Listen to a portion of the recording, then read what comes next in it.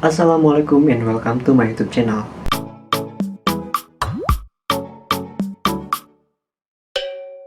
Di video kali ini, aku bakalan membawakan kisah salah satu raja yang pernah bertahta di Mataram Islam sekitar tahun 1703. Raja ini terkenal akan perselisihannya dengan pamannya sendiri. Tidak hanya itu, raja ini terkenal dengan wataknya yang kurang baik, seperti mudah marah hingga bertindak sewenang-wenang. Seperti apa kisahnya? Mari simak video ini sampai beres. Selamat datang kepada kalian yang baru mampir di channel ini, dan jangan lupa untuk subscribe agar aku lebih semangat membawakan kisah-kisah lainnya. Dan jangan lupa untuk tonton video lainnya ya. Tahun 1703, Amangkurat kedua yang merupakan raja yang sedang bertahta pada saat itu meninggal dunia. Secara garis keturunan, anak satu-satunya yang bernama Raden Mas Sutikna, dialah yang akan naik ke tahta kerajaan untuk meneruskan kepemimpinan mendiang ayahnya. Namun hal ini ternyata mendapat berbagai penolakan dari beberapa kalangan, seperti pejabat istana dan kebanyakan masyarakat. Kebanyakan lebih memilih yang layak menjadi raja baru adalah Pangeran Puger, yaitu adik dari mendiang Amangkurat kedua yang tak lain paman dari Raden Mas Sutikna itu sendiri. Raden Mas Sutikna sendiri terlahir dengan keadaan cacat fisik, yaitu adanya cacat pada bagian tumit. Hal ini diyakini merupakan suatu kekurangan yang tidak layak sebagai seorang calon raja. Hal berikutnya adalah beberapa kalangan meyakini bahwa Wayu Keprabon, yaitu suatu tanda-tanda goib bagi seorang calon raja, jatuh kepada Pangeran Puger. Tak hanya itu, Raden Mas Sutikna ini terkenal akan wataknya yang kurang baik, seperti mudah marah, bertindak sewenang-wenang, dan selalu iri hati. Bahkan pula, dia tidak akan segan-segan menghabisi seseorang yang menghalangi kekuasaannya.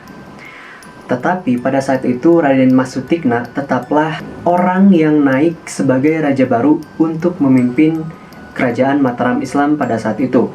Beliau naik tahta dan mendapat gelar Amangkurat ketiga. Jauh sebelum Raden Mas Sutikna lahir, hubungan antara mendiang Amangkurat kedua dengan adiknya Pangeran Puger ini sudah terjadi keretakan atau keregangan di antara keduanya. Hal ini terjadi ketika mendiang Amangkurat kedua masih duduk sebagai putra mahkota pada saat itu. Dan pada saat itu, tahta kerajaan masih dipimpin oleh ayahnya, yaitu Amangkurat ke-1. Pada saat itu, mendiang Amangkurat kedua masih dikenal dengan nama atau gelar Raden Mas Rahmat. Ketika masih duduk sebagai putra mahkota, Raden Mas Rahmat ini membelot dengan memberikan dukungan kepada Pangeran Trunojoyo yang berasal dari Madura, yang memiliki niat untuk memberontak kepada kekuasaan Amangkurat ke-1. Hal ini menyebabkan posisinya sebagai putra mahkota dicopot dan diserahkan kepada adiknya, yaitu Pangeran Puger. Tetapi lama-kelamaan, Pangeran Trunojoyo tidak bisa dikendalikan oleh Raden Mas Rahmat, sehingga dia pun kembali untuk ke kubu ayahnya. Hingga pada tahun 1677, Amangkurat ke-1 meninggal dunia, dan yang naik tahta sebagai penerus raja berikutnya adalah Raden Mas Rahmat, bukan Pangeran Puger. Hal ini menyebabkan hubungan antara Raden Mas Rahmat atau Amangkurat kedua dan Pangeran Puger menjadi renggang dan tidak baik-baik saja. Ketika Raden Mas Rahmat sudah naik tahta dan bergelar Amangkurat kedua, beliau mencoba merangkul adiknya dengan tujuan untuk memperbaiki hubungan.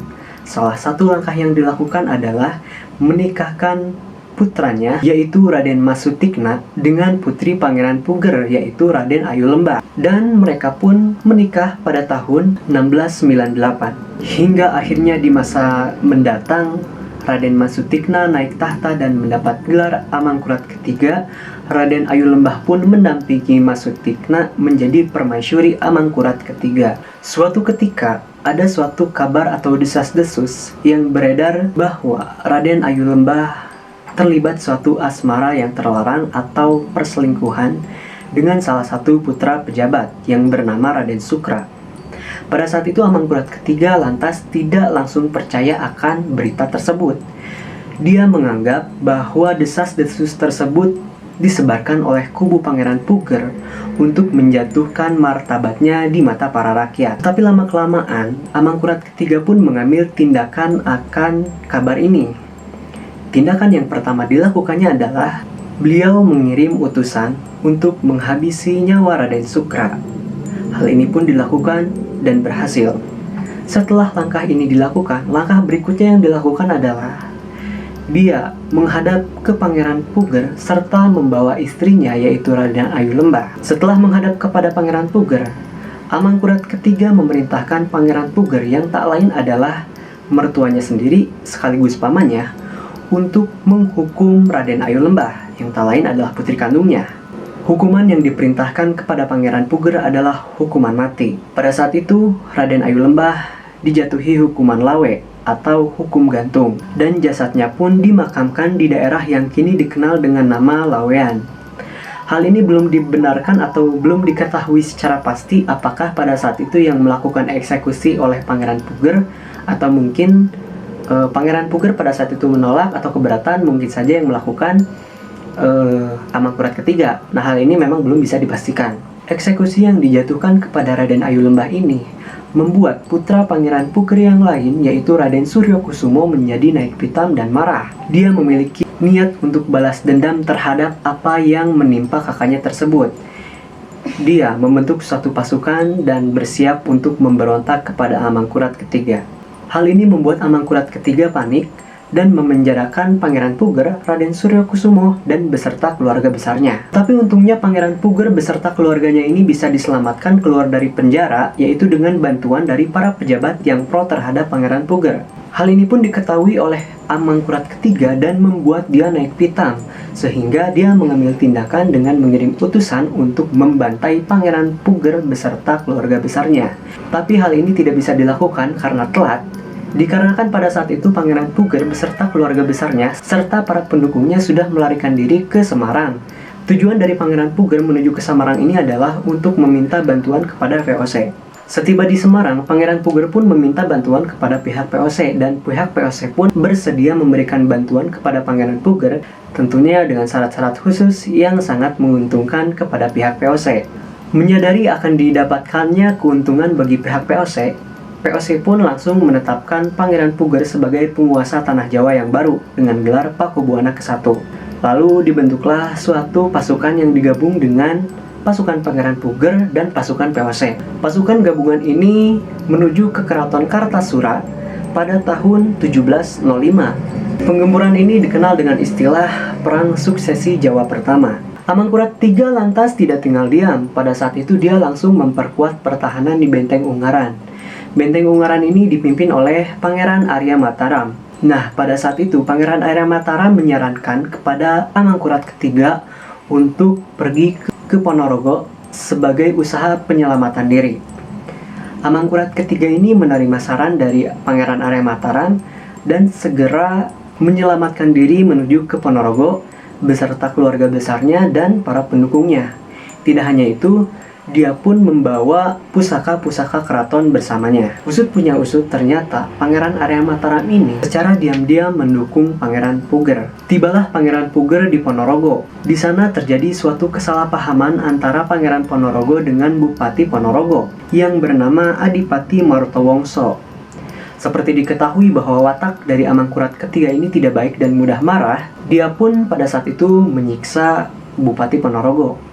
Penyiksaan ini ternyata diketahui oleh masyarakat Ponorogo, sehingga membuat marah para masyarakat Ponorogo. Masyarakat Ponorogo pun memberontak kepada Amangkurat ketiga. Karena hal inilah pada saat itu Amangkurat ketiga lantas pergi dari Ponorogo untuk menghindari amukan massa dan pergi menuju ke Madiun. Tidak lama di Madiun, selanjutnya Amangkurat ketiga berangkat ke Kediri. Tindakan berikutnya yang dilakukan Amangkurat ketiga adalah meminta bantuan kepada Untung Suropati. Untung Suropati merupakan Bupati Pasuruan. Dia terkenal merupakan seorang yang sangat anti terhadap VOC atau pihak Belanda. Pada saat itu dibantulah Amangkurat ketiga oleh Untung Suropati. Dan pada tahun 1706, pecahlah perang di Pasuruan. Dalam perang tersebut, Untung Suropati tewas. Tewasnya Untung Suropati ini membuat Amangkurat ketiga semakin panik. Pada saat itu Amangkurat ketiga bahkan sempat berpindah ke beberapa tempat yang ada di daerah Jawa Timur. Namun akhirnya pada tahun 1708, Amangkurat ketiga ini menyerah dan menghadap ke VOC. Hal yang menyebabkan Amangkurat ketiga ini mau menyerahkan diri kepada VOC ternyata adalah janji-janji yang diberikan pihak POC kepada Amangkurat ketiga.